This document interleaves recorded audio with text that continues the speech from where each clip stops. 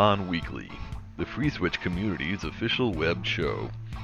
Tune in every week for updates in the FreeSWITCH project, interesting presentations, and interact with members of the FreeSWITCH community. ClueCon Weekly is brought to you by FreeSWITCH Solutions, the officially endorsed consulting firm of the FreeSWITCH project. FreeSWITCH Solutions solves problems so you can focus on your business. Visit FreeSWITCH.com for more information. The ClueCon WebRTC and Telephony Developers Conference. ClueCon is held every August in the Windy City, Chicago, Illinois. Meet the developers of all your favorite open source telephony projects, make the connections you need to meet your business goals, and see the latest and greatest technology in WebRTC and telephony. Visit ClueCon.com for more details.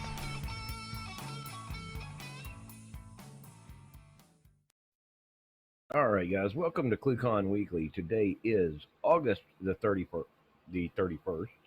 Brian is running with me here. This week we'll be talking about some various things that have been going on with FreeSWITCH lately. Update on from Brian on some config stuff. We'll be talking about the latest release of FreeSWITCH and a bunch of packaging stuff with FreeSWITCH. So you guys stand by for that. Miss Kathleen, how are you doing today? I'm doing really well. This week was a quiet week in the code. We had some great bug fixes and build and sort of improvements. So you can go freeswitch.org and check that out.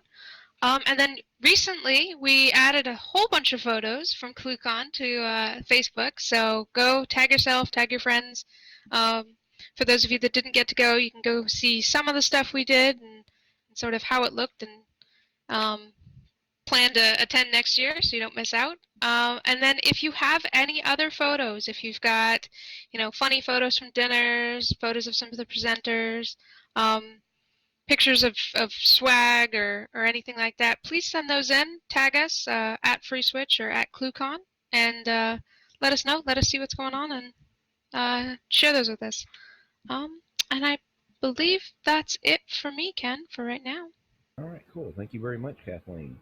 Also, last week on Thursday, for you guys that weren't paying any attention to the mailing list or to any of the social media stuff, you might want to do that because we released FreeSWITCH 1.6.10. Now, this is a regular routine maintenance release. There are a ton of bug fixes in there. I think there was something like somewhere around 100 commits that went in. So you guys want to update to that because, bug fixes are good to have. The packages are available via the Debian and the CentOS repos. And, of course, the source tarball is available via files.freeswitch.org.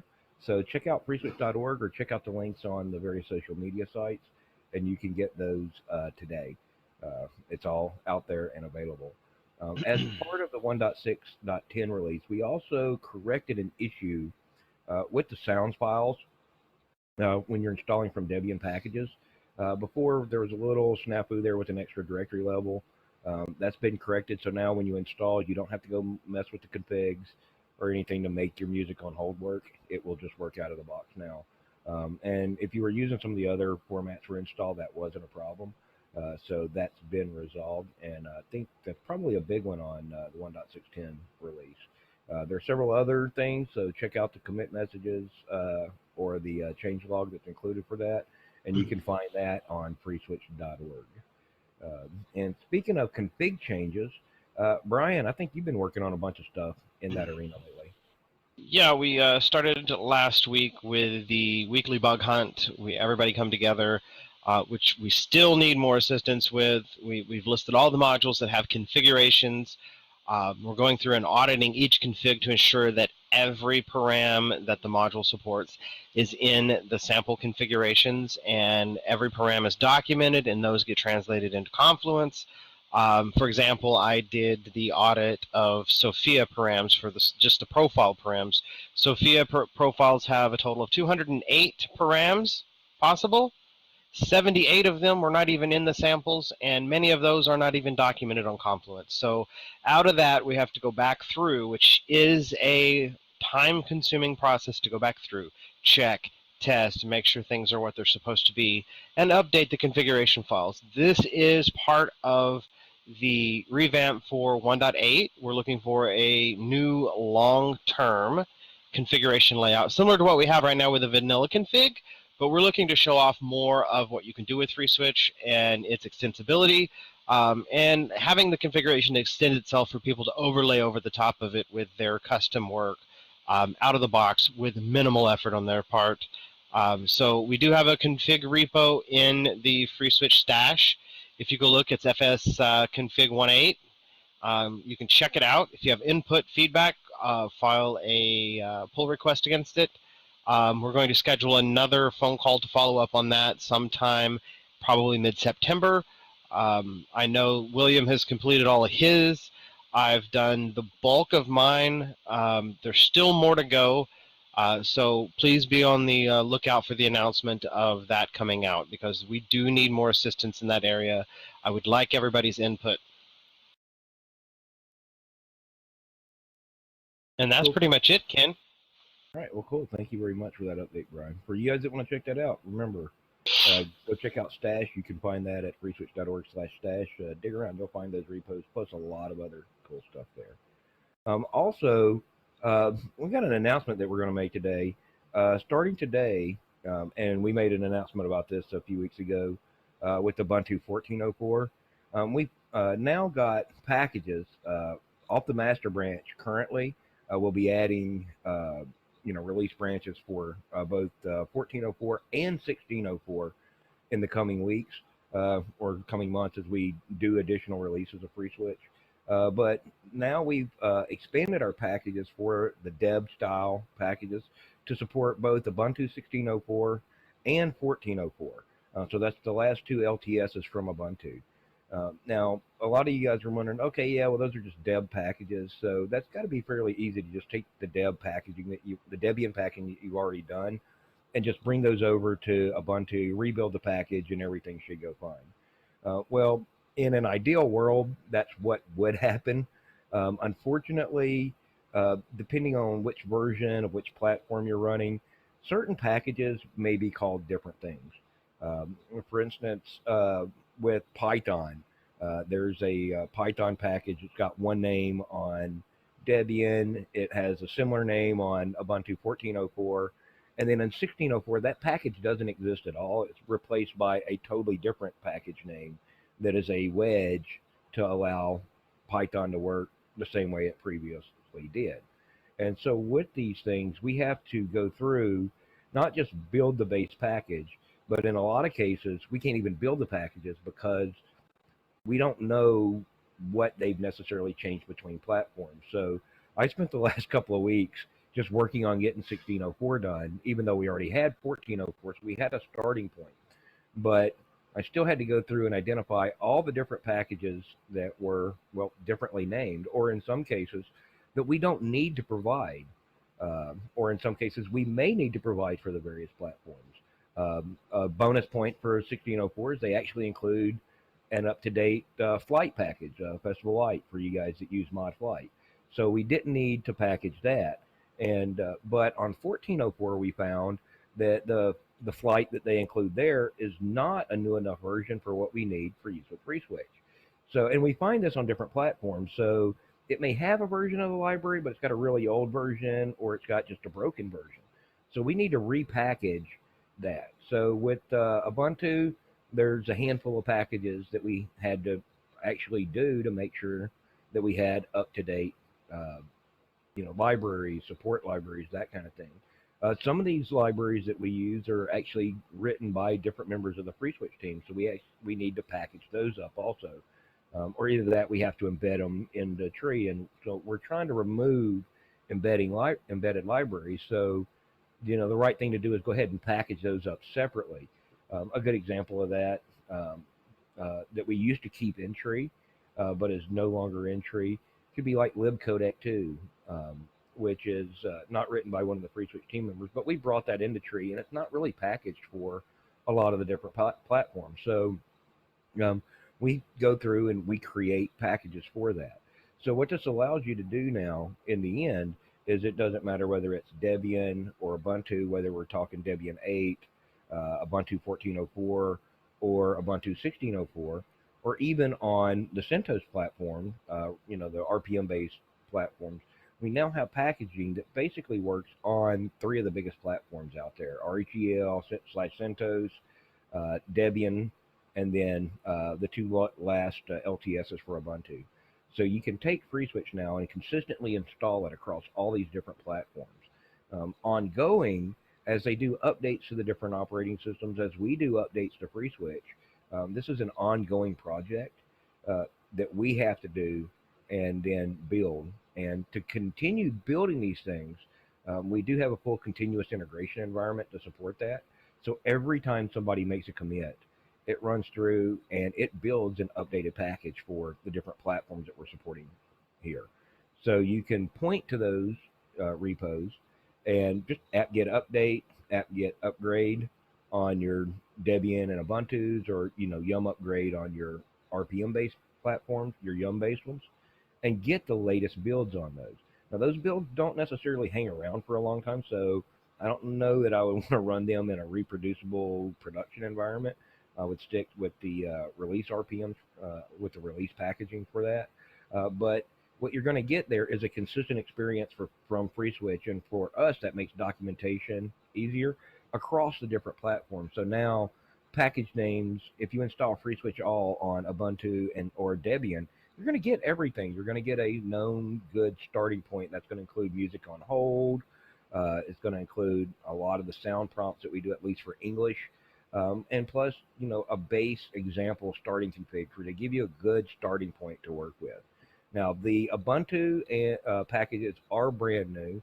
If you check out the Confluence page, and I'll post links on the YouTube video for this once we're completed here, there's instructions there included to how to set up the repos on your Ubuntu boxes, so you can just copy and paste and then run the commands and have working FreeSWITCH. So check out the pages on Confluence for that. Check out the packages. Give us any feedback on that. As you guys are testing these things, if you find issues, please do go to Jira at freeswitch.org/Jira. If you don't already have an account, you can create one right there and open a ticket. Let us know, where the problems are, especially with the Ubuntu packages. These are brand new. I think because they are based on Debian, we should have everything worked out on that. But if you run across issues, let us know about that, so that when we do release the next release and we release, packages for these two platforms, you'll have those available and they'll be working properly. I can't stress enough, test, and test some more, because without that testing that the community does and the feedback, guys like Tony and Brian, myself, William, and Mike, we can't test everything. There's only 5 of us. We can test a lot of things, but as the old saying goes, users find new and creative ways to break your software. So go forth, break it, and let us know how you broke it, so we can address those things. And I think that's pretty much it for that, Brian. I think you wanted to talk, speaking of Jira, you wanted to talk about some of that stuff a little bit also, right? I'd like to remind anybody that wants to come in and help the project out, get to know us a little bit better, help us with bug marshaling, volunteer for various community tasks that we have going on. There's a lot of work the community can help out in, and I recall a lot of people going, oh, I can't code. How can I help out? Well, this is how you can help out if you can't code. Contact me, Brian, at freeswitch.org. That's Brian with an I. And we can get you involved. You can also get us on the HIP chat channel from freeswitch.org. Ask how you can help the project out, and we'd be happy to show you where we need assistance, where you can help out. Things from bug marshaling to helping moderate the mailing list, to helping direct people on the mailing list to filing JIRAs, things like that. Speaking of JIRAs in the mailing list and bugs, Brian, just a reminder to everybody, bugs get reported to JIRA. Please don't report bugs on the mailing list. Please go ahead, skip that. If you think it's a bug, just go open a JIRA on it. If you report it on the mailing list, for you guys that get every email that comes in on the mailing list, it's quite busy. There's a high probability it will slip through the cracks. So just go open a JIRA. JIRA tickets are free. They don't cost anything. and we'll review those. And if it's not a bug, we'll let you know that it's not a bug. Maybe you missed a config option that you need to hit. But definitely go open a Jira on that so we can keep track of those. And those are also important because after we fix those issues, Kathleen goes off the commit log and off the Jira for creating the release notes and the week in review. So those are very important things to do.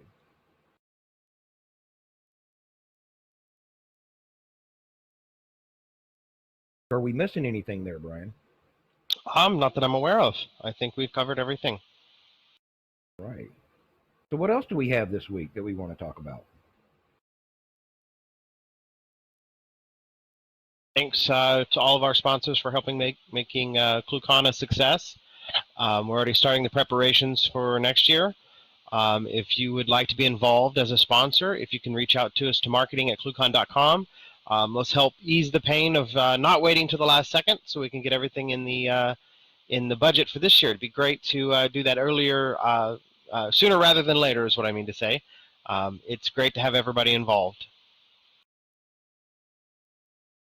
And we will be opening registration, I believe, September 1st, actually. Early registration for those interested, just to sort of get out ahead of the game and make it a little bit easier this year. So keep an eye out for updates on that. Yep, and that's tomorrow. So you can sign up for ClueCon early this year. And I know we've already been working on planning for that. So also, for you guys that want to speak at ClueCon, I know it's a little bit early for that. We're going to open speaker registration and call for speakers a lot earlier than we have in the past. So that'll be shortly after the first of the year. I know that's still a few months away, but that few months will elapse before you know it. So be thinking about now what you want to submit for speaker talks for next year. We had a lot of good talks this year, and we're going to keep that going. And I think we're going to try to rearrange the schedule a little bit so we can give some people some more time to talk about subjects. So get your talks in early because there's going to be a limited number of slots, and we're going to be picking the very best ones out of that. So watch for that. That'll go out, on social media and all the different locations when that happens. So keep an eye out for those sort of things. Here, I'm not sure what else we've got on going today, Brian, because I think we covered the list. Yeah, we've knocked out the list of things we needed to cover. Wow. We'll be sending out instructions on the Ubuntu packaging, slight changes from what I originally sent out, so that the community can help test everything and get it out there. It's going to be great. Yep, and those are available today. If you want to check those out, I'll toss the links out there on IRC real quick, and you can start testing them. All right, guys. Any questions from around the horn?